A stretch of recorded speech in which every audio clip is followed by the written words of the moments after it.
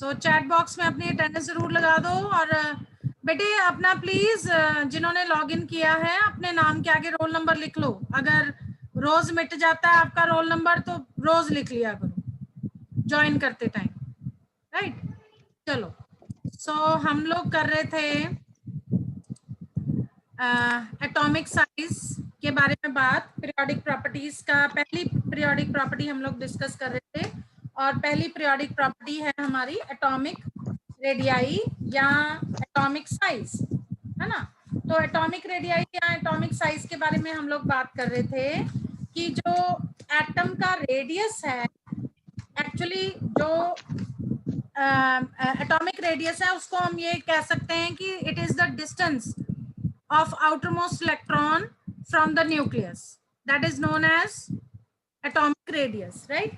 लेकिन क्योंकि एटम इतना छोटा होता है कि हम उसका एग्जैक्ट रेडियस जो है वो फाइंड आउट नहीं कर सकते, ठीक है। तो उसकी फाइंड आउट करने में बहुत डिफिकल्टी होती है। क्यों वो डिफिकल्टी होती है वो भी मैंने कल आपको बताया था, क्योंकि लास्ट इलेक्ट्रॉन जो है आउटरमोस्ट शेल में वो उसकी प्रोबेबिलिटी कभी भी जीरो नहीं होती है। हाँ, जितना न्यूक्लियस से दूर जाते जाओगे उतनी उसकी प्रोबेबिलिटी कम होती जाएगी, ठीक है। एक तो कारण ये है, यानी कि हमारे पास कोई एग्जैक्ट एक बाउंड्री नहीं है जहां तक हमने उसका इलेक्ट्रॉन का और न्यूक्लियस का डिस्टेंस देख लेना है, ठीक है। सिर्फ हमारे पास एक प्रोबेबिलिटी है कि यहाँ से लेके यहाँ तक इलेक्ट्रॉन जो है वो हमें मिल सकता है और वो प्रोबेबिलिटी कभी भी जीरो नहीं होती है, even at very large distances from the nucleus, ठीक है। हाँ जी, राइट। और दूसरा था क्योंकि ये जो एटम्स हैं इनको आइसोलेट करना इज नॉट इजी, राइट। तो इसलिए इसका रेडियस जो है उसको मेजर करना भी क्वाइट डिफिकल्ट होता है।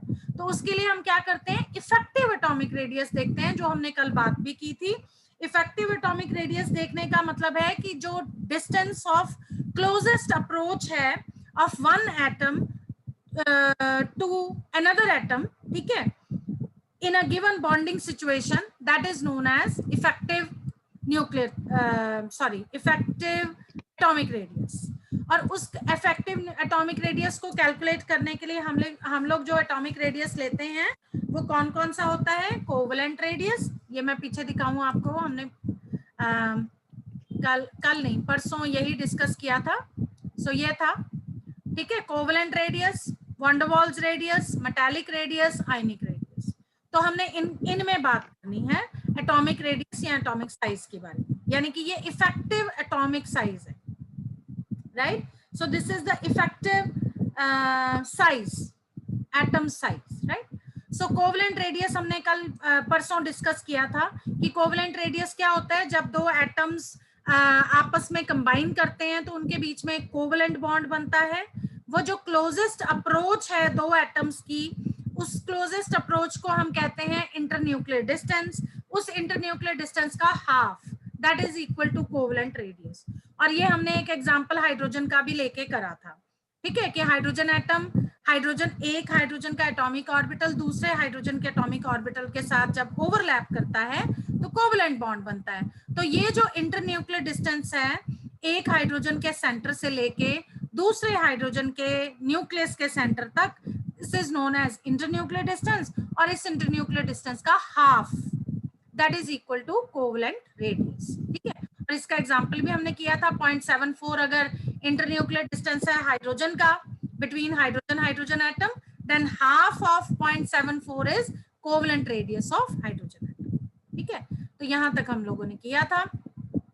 उसके आगे मैंने आपको बताया था कि ये हम जो रेडियस लेते हैं ये होमो डायटोमिक मॉलिक्यूल्स की हम बात कर रहे हैं। मेरी आवाज आ रही है? कट तो Yes, ma'am. Yes, ma'am. हाँ, No, ma'am. ओके, मेरा शो हो रहा है कि इंटरनेट अनस्टेबल आ रहा है। Okay, right. So this is only possible for homodiatomic molecules, right. तो अगर होमोडायटोमिक मॉलिक्यूल्स है, होमो का मतलब है सेम एटम्स के बने हुए, डायटोमिक का मतलब है मेड अप ऑफ टू। तो जैसे हाइड्रोजन हो गया, फ्लोरीन, क्लोरीन, ब्रोमीन एक्सेट्रा, तो इसका हम इंटरन्यूक्लियर डिस्टेंस हमें मालूम हो दोनों एटम्स के बीच में, उसको हाफ कर देंगे, that is equal to the covalent radius. लेकिन प्रॉब्लम कहाँ आती है? प्रॉब्लम आती है जब होमोडायटोमिक मॉलिक्यूल्स हैं बट वो सिंगल बॉन्ड नहीं है, डबल बॉन्ड है। जैसे कि ये देखा मेरा आज ना पेन पता नहीं, ये वाला प्लेटफॉर्म जो है मेरा, ये वाला वर्चुअल बोर्ड आज काम नहीं कर रहा। Oxygen double bond oxygen and nitrogen triple bond nitrogen. इसके केस में हम ऐसे नहीं कर सकते कि ये ऑक्सीजन के ऑर्बिटल्स हो गए और इसका हम ले लें और इसको हाफ कर दें। नो, ऑक्सीजन नहीं दिख रहा ना मेरा पेन जब मैं लिख रही हूँ, आप लोग दिख रहा है मैम, दिख रहा है, पर वो थोड़ा आई मीन डिले होगा लिखने वाला। चलो एनीवेज, सो ऑक्सीजन ऑक्सीजन अगर हम डबल बॉन्ड वाले कंपाउंड्स की बात करें या ट्रिपल बॉन्ड वाले कंपाउंड्स की बात करें तो उस केस में ऐसा नहीं होगा, ठीक है। उस केस में हम कोवलेंट बॉन्ड जो है ऐसे, मैं पावर पॉइंट ले लेती हूँ, छोड़ो इसको छोड़ो क्योंकि आज ये तंग कर रहा है मेरे को। पावर पॉइंट ले लेती हूँ। हाँ जी, ये दिख रही है मेरी पीपीटी, दिख रही है बेटा?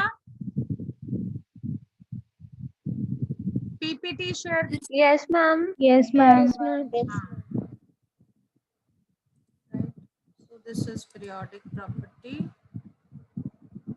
स्लाइड शो पे जाएं कि रहने दें, इसी पे रहते हैं। हाँ, यस। सो ये पीरियोडिक प्रॉपर्टीज की, चलो इस पे पावर पॉइंट पे करा देती हूँ आज, खाली स्लाइड्स हैं, यहाँ पे लिख लेते हैं हम लोग, ठीक है। सो हम बात कर रहे थे एटॉमिक रेडियस की। सो ये रहा एटॉमिक रेडियस, रेडियाई या साइज, इसको आज हम बोर्ड की तरह यूज करेंगे, ठीक है। सो मैं बात कर रही थी इसकी ऑक्सीजन एंड नाइट्रोजन मॉलिक्यूल्स, यानी कि ऐसे होमोडायटोमिक मॉलिक्यूल्स जिनमें डबल या ट्रिपल बॉन्ड होता है। फॉर एग्जांपल ऑक्सीजन, ऑक्सीजन में ऑक्सीजन ऑक्सीजन डबल बॉन्ड होता है। इसी तरह से नाइट्रोजन, नाइट्रोजन में नाइट्रोजन नाइट्रोजन ट्रिपल बॉन्ड होता है ना। तो अगर हम कहें कि इसका कोवेलेंट रेडियस हम ऐसे निकाल लेंगे कि ऑक्सीजन ऑक्सीजन एटम्स जो है ओवरलैप कर रहे हैं और उनका इंटरन्यूक्लियर डिस्टेंस का हाफ, तो नहीं पॉसिबल, नो, हमारा आंसर सही नहीं आएगा। वो क्यों? क्योंकि आप लोगों को मालूम है बहुत अच्छे से कि जो सिंगल बॉन्ड की बॉन्ड लेंथ होती है that is more than double bond which is more than triple bond. Single bond length, single bond length is more than double bond length which is more than triple bond length।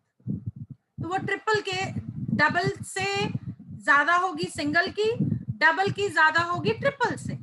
तो अगर आप oxygen oxygen का internuclear distance का half करेंगे तो बेटा आपका answer सही नहीं आएगा। ऑक्सीजन का क्या कहते हैं कोवेलेंट रेडियस सही नहीं आएगा। तो इस केस में फिर हम क्या करें?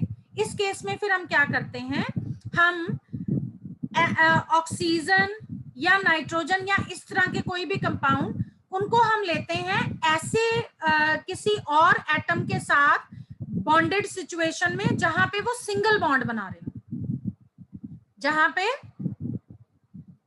पे वो बोलो सिंगल बॉन्ड बना रहे हैं।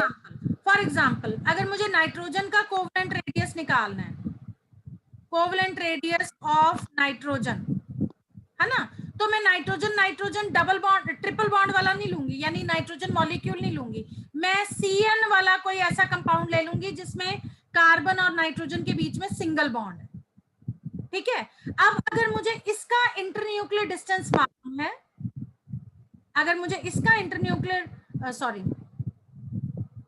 अगर मुझे इसका इंटरन्यूक्लियर डिस्टेंस मालूम हो तो मैं इसको कैलकुलेट कर सकती हूँ, इंटरन्यूक्लियर डिस्टेंस, ठीक है।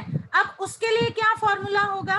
उसके लिए फॉर्मूला होगा radius of cation plus radius of anion is equal to internuclear distance,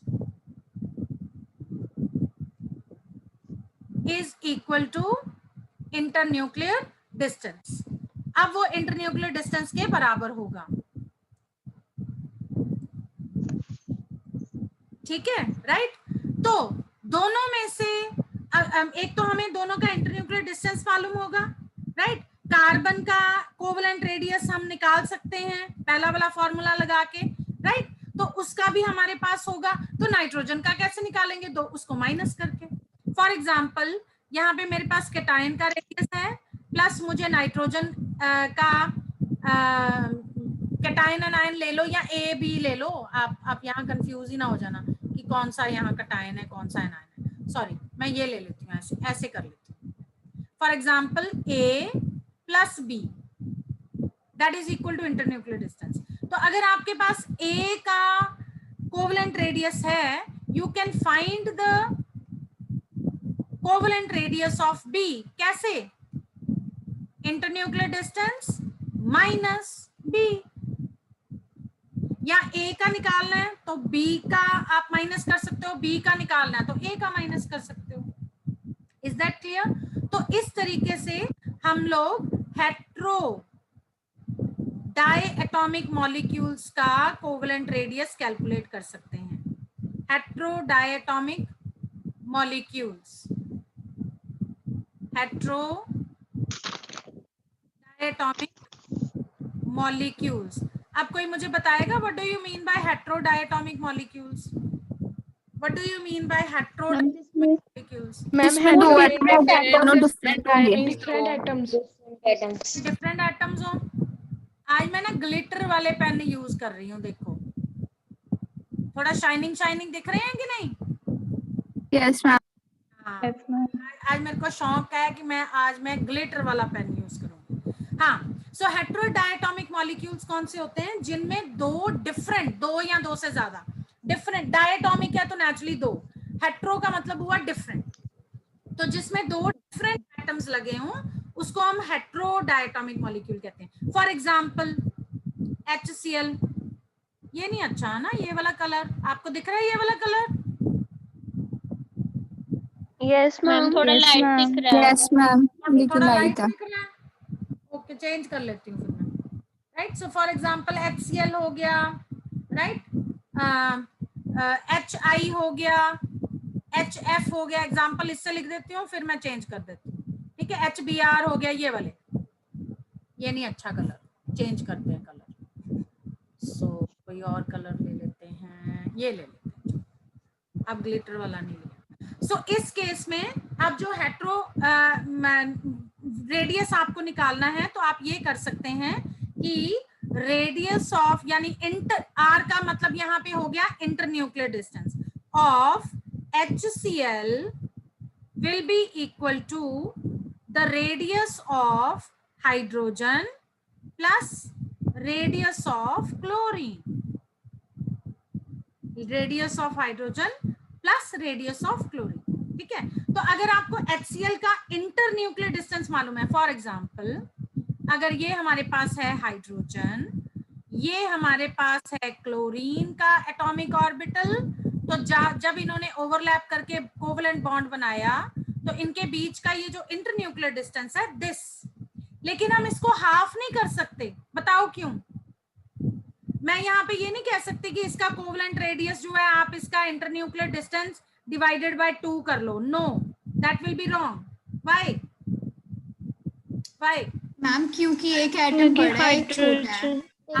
atoms का साइज एक एटम छोटा है, एक एटम बड़ा है, तो एक एटम का रेडियस जो है वो छोटा होगा और एक एटम का बड़ा होगा, राइट। यहाँ पे ये बराबर नहीं है, दे आर डिफरेंट एटम्स। के बीच में इंटरन्यूक्लियर डिस्टेंस जो है वो हमें मालूम चल गया किसी भी एक्सपेरिमेंटल मेथड से, तो हम क्या करेंगे, हमें दोनों में से एक का पता होना चाहिए, तो हम दूसरे का निकाल सकते हैं माइनस करके। फॉर एग्जांपल अगर हमारे पास HCl का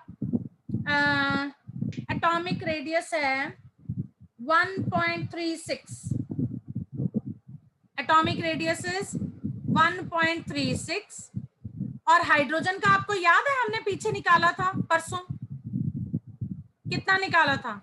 0.37 0.37। तो मैं क्लोराइड का निकाल सकती हूँ ना, यानी कि क्लोराइड का कोवलेंट रेडियस हो गया 1.36 माइनस 0.37। हाँ, सो ये हमारे पास आ जाएगा बेटा, कितना आ गया? आई थिंक 0.99 आ जाएगा। 0.99। हाँ, 0.99 एंगस्ट्रॉम हमारे पास इसका आंसर आ जाएगा। Is that clear? Yes ma'am. और Yes, ma'am. ये जो Yes, ma'am. इस तरीके से जो हम हेटेरोडायटोमिक मॉलिक्यूल्स के निकालते हैं covalent radii, they are in good agreement with the calculated values as well as with the experimental values. तो ये HCl का अगर हम मतलब ये अगर हम इनको प्लस करें, यानी कि 0.37 हाइड्रोजन का प्लस 0.99 क्लोराइड का, दैट इज इक्वल टू 1.36। और जब एक्सपेरिमेंटली भी देखा गया ना इसका वैल्यू इंटरन्यूक्लियर डिस्टेंस का, that was quite in good agreement with this. ये कैलकुलेटेड वैल्यू थी, डिग्री नहीं आएगी यहाँ पे, इसका मतलब है एंगस्ट्रॉम।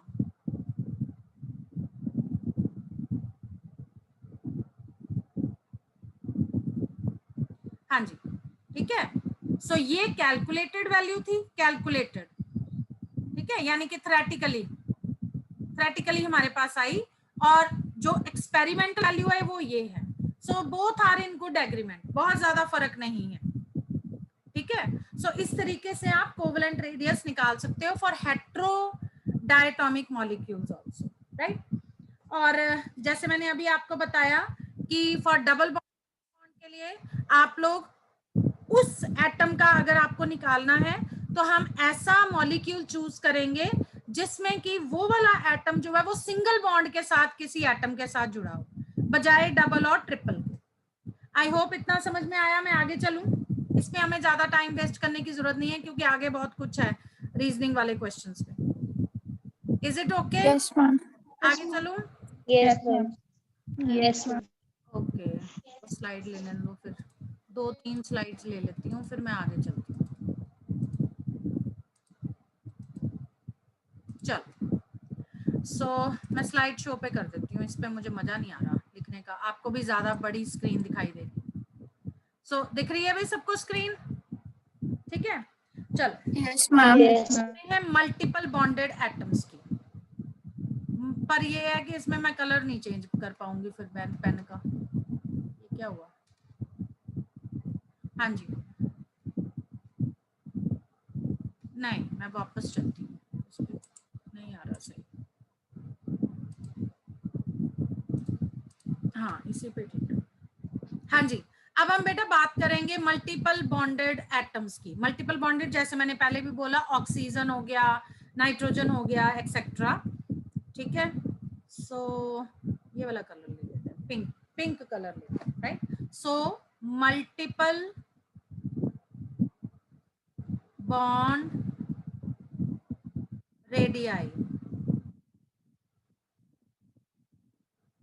ठीक है। For example carbon carbon single bond, carbon carbon double bond, carbon carbon triple bond, ठीक है। अब कार्बन तो एक ही है, लेकिन कार्बन एटम का जो एटॉमिक रेडियाई होगा that will be different when the compound is having carbon carbon single bond और having carbon carbon double bond और having carbon carbon triple bond. So तीनों केसेस में जो है इसका covalent radius that will be different, because वो depend करेगा कि सिंगल बॉन्ड बना रहा है कि डबल बॉन्ड बना रहा है कि ट्रिपल बॉन्ड बना रहा है, ठीक है। बट अब दोनों एटम्स जो है वो सेम है, राइट। तो इनका कोवलेंट रेडियस भी डिफरेंट होगा। फॉर एग्जांपल, जैसे सिंगल बॉन्ड वाले में covalent radius of carbon is 0.77 angstroms, ठीक है। कार्बन कार्बन डबल बॉन्ड में it is 0.66 angstroms, triple bond में 0.60 angstroms. Unit of bond length होती है एंगस्ट्रॉम्स, ठीक है, एंगस्ट्रॉन्ग्स और नैनोमीटर और पिकोमीटर। नॉर्मली हमेशा हम एंगस्ट्रॉन्ग में बात करते हैं।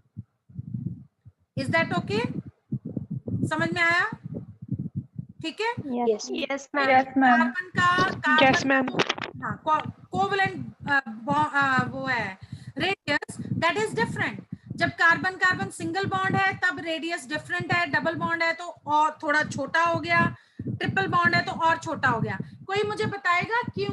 वाई क्या कारण है इसका? मैं नाइट्रोजन का भी साथ में, नाइट्रोजन कि जैसे जैसे हम बॉन्ड ऑर्डर को बढ़ाते हैं वैसे वैसे एस कैरेक्टर बढ़ता है और वो और ज्यादा अट्रैक्ट। हाँ वो एस अभी फिलहाल हमें एस करेक्टर वाले को बात करने की जरूरत नहीं है।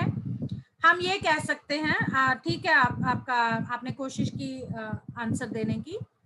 एक मिनट, मैं ये नाइट्रोजन वाले भी लिख दूं फिर आपको समझाती हूँ।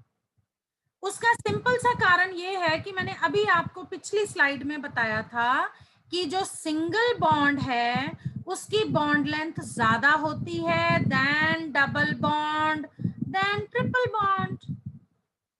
तो जब आप सिंगल बॉन्ड वाले का कोवलेंट रेडियस निकालोगे हाफ करके, that will be more than double bond वाले का देन ट्रिपल बॉन्ड वाले का। बात समझ में आई?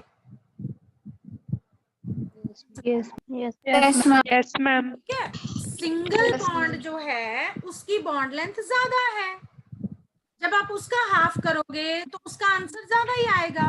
जब जो डबल बॉन्ड होता है, जब आप दो बॉन्ड बनाते हो तो थोड़ा सा दोनों एटम्स को पास आना पड़ता है डबल बॉन्ड, तो उसका हाफ करोगे तो उसका कोवलेंट रेडियस थोड़ा कम आएगा।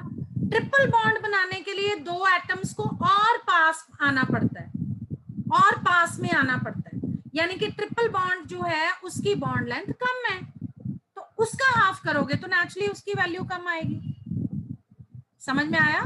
सो single bond length is larger than double bond which is more than triple bond, right? So covalent radius of carbon in single bonded carbon atoms is 0.77, double bond वाले में 0.66 और triple bond वाले में 0.60। It goes on decreasing.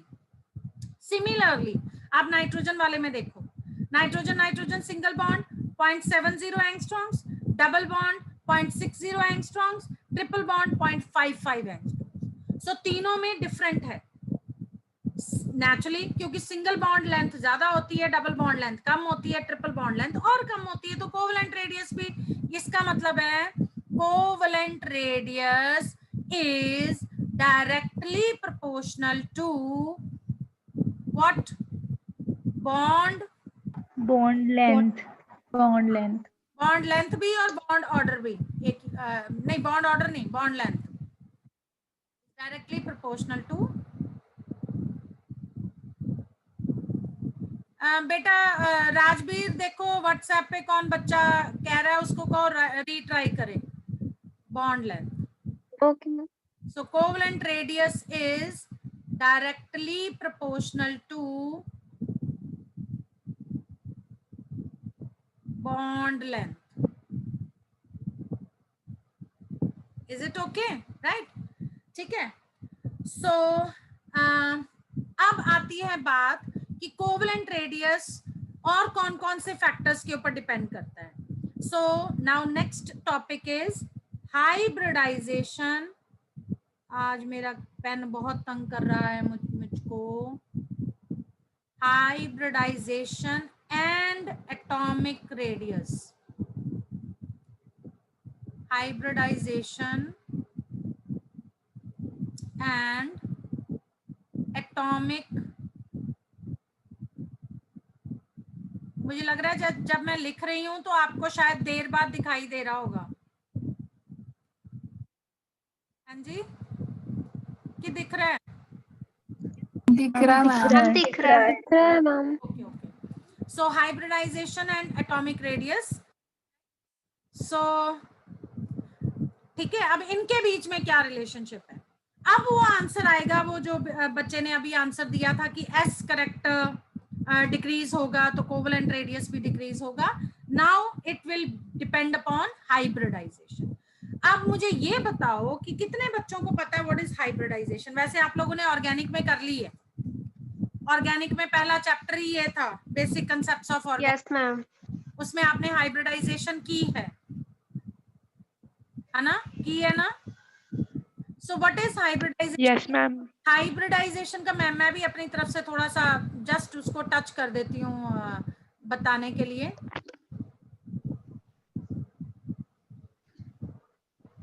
हाँ जी, so what is hybridisation, let me show you. हाँ चलो, सो hybridisation का मतलब क्या है? हाइब्रिडाइजेशन का मतलब है जब दो या दो से ज्यादा एटॉमिक ऑर्बिटल्स इंटरमिक्स करते हैं to form a set of new orbitals, जिनको हम कहते हैं hybrid orbitals of equivalent energy and shape. This process is called hybridization. अब देखो हमारे पास ऑर्बिटल्स कौन कौन से हैं। हमारे पास ऑर्बिटल्स हैं S, P, D, F, right, ये ऑर्बिटल्स हैं। एस ऑर्बिटल जो होता है that is spherical in shape. P orbital जो होता है that is dumbbell shaped. D orbital जो होता है दैट इज डबल डम्बल, इस तरह का, राइट, एंड सो ऑन। और एफ ऑर्बिटल जो है वो ट्रिपल डम्बल होता है, ठीक है, राइट। अब इनकी शेप भी डिफरेंट है, इनकी एनर्जी भी डिफरेंट है। आपको याद होगा हमने इसकी एनर्जीज का ऑर्डर ये पढ़ा था, s orbital is lower in energy than p orbital, then d orbital, then f orbital. इनकी एनर्जीज भी डिफरेंट होती हैं, एनर्जी ऑर्डर।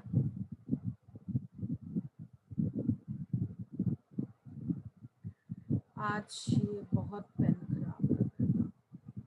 हाँ जी, सो एनर्जीज इस, तो इसका मतलब है कि ऑर्बिटल्स की एनर्जीज भी डिफरेंट है और शेप भी डिफरेंट है, राइट। तो हाइब्रिडाइजेशन में क्या होता है कि हम ऑर्बिटल्स को ऑफ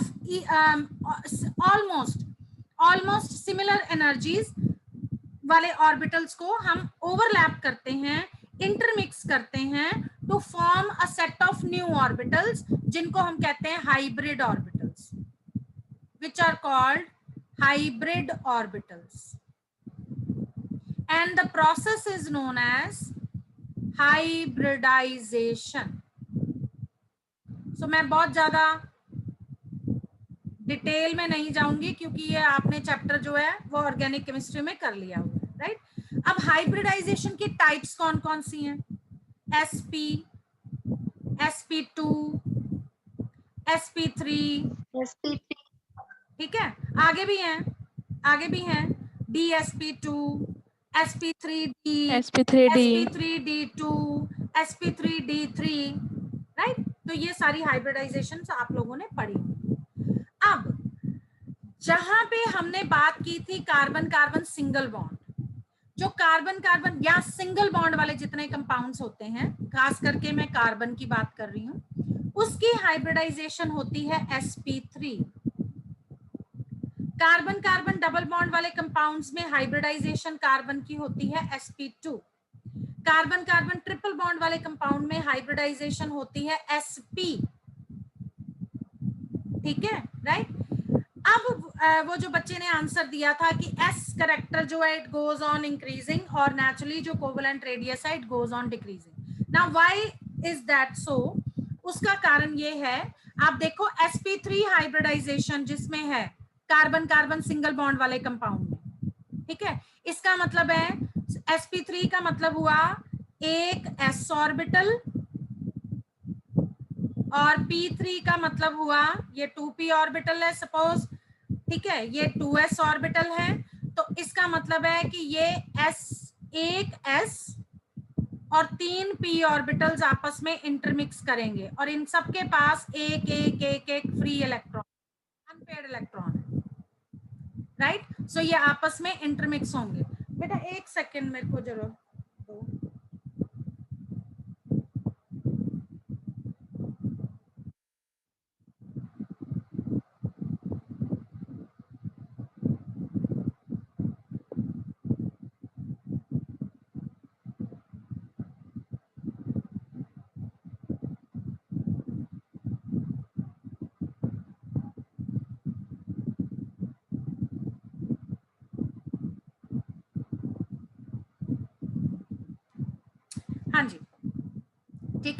सो sp3 हाइब्रिडाइजेशन में एक s ऑर्बिटल, सॉरी मैंने s यहाँ पे 2 बार लिख दिया, यहाँ मैंने 2 बार s लिख दिया। सो एक ऑर्बिटल हो गया 2s का और 3 ऑर्बिटल p के। सो ये आपस में इंटरमिक्स करेंगे to form 4 sp3 hybrid orbitals. So sp3 में जो s करेक्टर है that is s character, that is only 25%। ठीक है, राइट। और sp3 ऑर्बिटल्स का एक कार्बन एटम के, sp3 ऑर्बिटल्स दूसरे कार्बन एटम के, ये आपस में ओवरलैप करते हैं, right, to form carbon carbon bond and carbon and hydrogen bonds. So एक कार्बन का sp3 हाइब्रिड ऑर्बिटल दूसरे कार्बन के sp3 हाइब्रिड ऑर्बिटल के साथ ओवरलैप करके बॉन्ड बनाता है। सो sp3 में सिर्फ 25% s करेक्टर है और p जो है दैट इज 75%। जबकि अगर आप sp2 में देखोगे तो sp2 में s है, इट इज अप्रोक्सीमेटली 33% और बाकी p है दैट इज, बाकी देख लो क्या निकला, 77 आई थिंक, 77%, राइट। और sp में s होता है 50% और p भी होता है 50%, राइट। तो जितना s करेक्टर इंक्रीज होता जाएगा उतना जो बॉन्ड लेंथ है वो भी कम होती जाएगी, क्योंकि सिंगल बॉन्ड बनाने के लिए दो एटम्स को बहुत ज्यादा पास नहीं आना, उनकी ओवरलैपिंग ऐसे हो जाती है, राइट। फॉर एग्जाम्पल ये मैं एक sp3 हाइब्रिड ऑर्बिटल बना के बता रही हूँ, इसकी शेप ऐसी होगी, दिस इज 1 sp हाइब्रिड और sp3 हाइब्रिड ऑर्बिटल, राइट। तो ये आपस में ऐसे ओवरलैप करेंगे, एक कार्बन का हाइब्रिड ऑर्बिटल, ये दूसरे कार्बन का हाइब्रिड ऑर्बिटल, यहां से ओवरलैपिंग होगी to form a sigma bond. This is single bond, this is single bond, ठीक है। डबल बॉन्ड बनाने के लिए मैं अगली स्लाइड पे जा रही हूँ।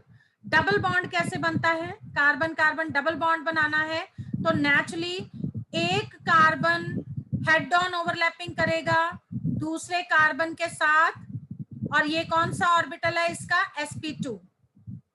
सो इसका भी sp2 ऑर्बिटल, इसका भी sp2 ऑर्बिटल, ये हेड ऑन ओवरलैपिंग करके बनाएंगे सिग्मा बॉन्ड। लेकिन इनके पास एक एक, किसी और कलर से बनाती हूं, एक एक इनके पास p ऑर्बिटल है, right. Now these p orbitals will overlap side wise.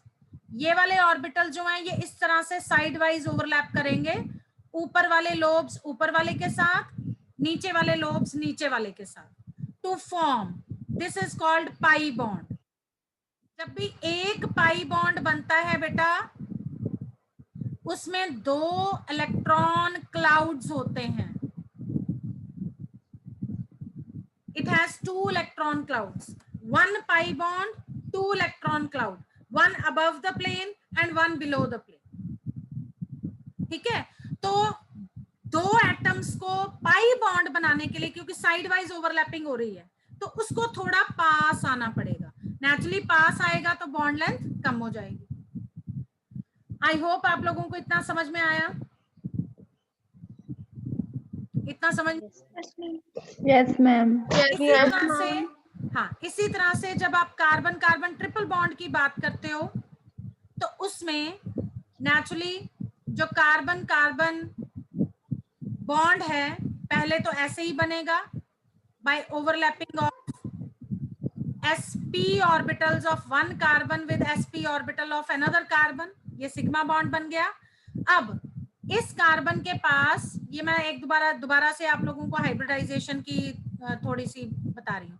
सो दोनों कार्बन के पास 2 p ऑर्बिटल्स हैं, ठीक है, राइट। इस तरह से इस कार्बन के पास भी एक 2 p ऑर्बिटल है और दूसरे कार्बन के पास भी 2 p ऑर्बिटल है।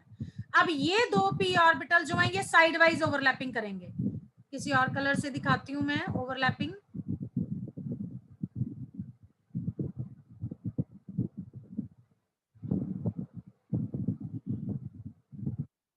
फॉर एग्जाम्पल ये वाला ऑर्बिटल इस ऑर्बिटल के साथ ओवरलैप करेगा, ये वाला, राइट, ये वाला इसके साथ ओवरलैप करेगा, ऊपर वाला लोब ऊपर वाले के साथ, नीचे वाला लोब नीचे वाले के साथ, ठीक है। तो ये एक पाई बॉन्ड बन गया, राइट।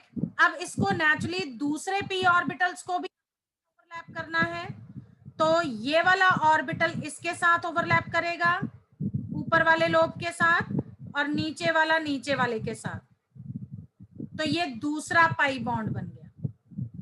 तो नेचुरली डबल बॉन्ड में सिर्फ एक बार ओवरलैपिंग हो रही थी साइड वाइज, तो एटम्स को पास आना पड़ा, लेकिन ट्रिपल बॉन्ड में 2 बार साइड वाइज ओवरलैपिंग हो रही है, एक बार ऐसे और एक बार ऐसे, ऐसे, ठीक है, इस तरीके से, राइट। तो जो पी ऑर्बिटल्स हैं वो एक पी ऑर्बिटल ऐसे है परपेंडिकुलर सीधा, और एक पी ऑर्बिटल ऐसे है परपेंडिकुलर, इस तरह से हॉरिजॉन्टली परपेंडिकुलर है। समझ में आया?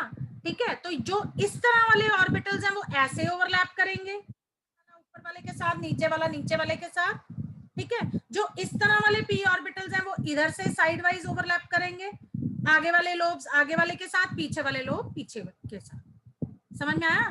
तो उससे क्या होगा, जो ट्रिपल बॉन्ड बन रहा है वो और भी छोटा हो जाएगा, यानी कि